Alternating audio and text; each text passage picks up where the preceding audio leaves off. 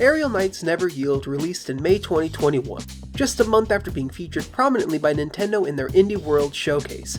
I was sold as soon as I saw the trailer. It seemed to have a really cool art style, the music was good, and I always love games that are made by small teams.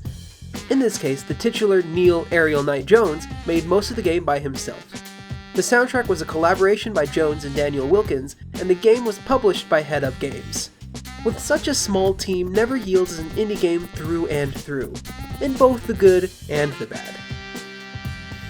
In Never Yield, you control a guy running through the streets of a cyberpunk Detroit as he tries to escape from his former captors. He has to jump high, jump low, slide, and dash to avoid various obstacles.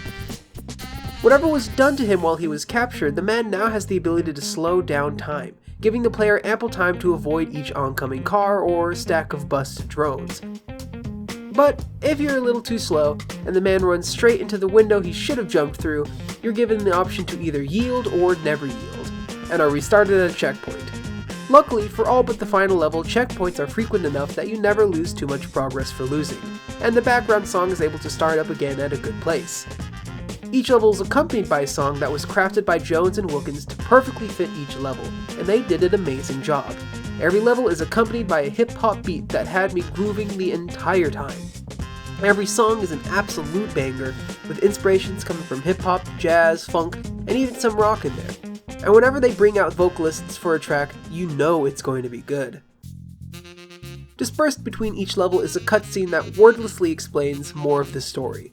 One shows the guy escaping from this weird facility, the next running through a forest, then dodging police in the streets. I liked the cutscenes, but they were a little bit on the weaker side.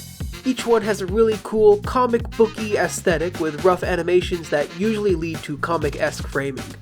Like the rest of the game, they are visually great, but the pacing really gets in the way of the story being told. Every scene ends just as soon as it begins. I would have liked some user input to progress the story in smaller chunks, which would have both allowed the story to be better interpreted and to see the great art. And the art is really, really good. Every scene is washed in purples, blues, reds, and yellows. The aesthetics of the cyberpunk Detroit look amazing with lights in the distance, big neon billboards, and the red and blues of the police chasing you. What was probably both for aesthetic and cost reasons, all the models are very low poly. The textures are mostly solid colors or soft gradients, but everything meshes so well, making a unified style that completely works. One thing that didn't work so well for me was the color coding of different obstacle types. In addition to the slowdown mechanic, each obstacle is painted either red for jumping high, yellow for jumping low, purple for sliding, and blue for dashing. And while stylistically all these colors look great, I died a few too many times mixing up the purple with blue. Maybe choosing a neon green could have been different enough while still working with the color palette, but there aren't too many dash obstacles in the game either way, so it's not the biggest deal. Never Yield is also really short.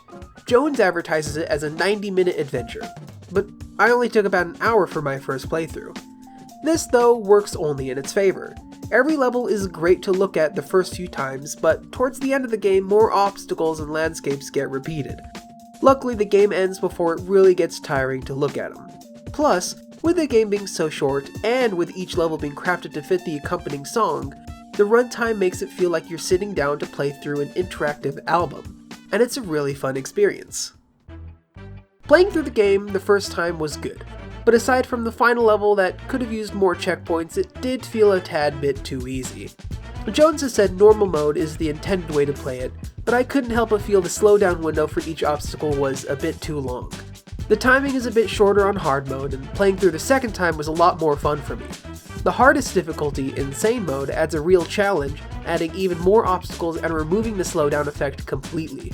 I only played a couple levels this way to try it out, and it certainly is a lot harder, but hard mode is my preferred way to play. I was very excited to play Aerial Knights Never Yield. I always love supporting indie developers, especially when those devs are from demographics that aren't well represented in the industry. It was great seeing Jones so prominently featured by Nintendo, and it was great seeing that his game was actually really fun to play.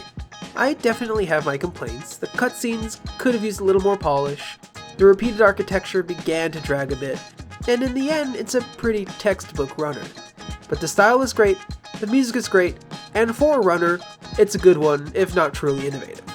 Overall, I give Aerial Knights Never Yield a cool, low-poly, evil cyberpunk drone out of 10. Thank you for watching. Please rate, comment, and sub, and notify bell if you are to be so inclined. Follow me on ggapp.io to see the games I've been playing, or Twitter and Tumblr too if you want. I'm at Mario8 everywhere. And hey, if you see me playing something on GG, there's a good chance I'll be writing about it too.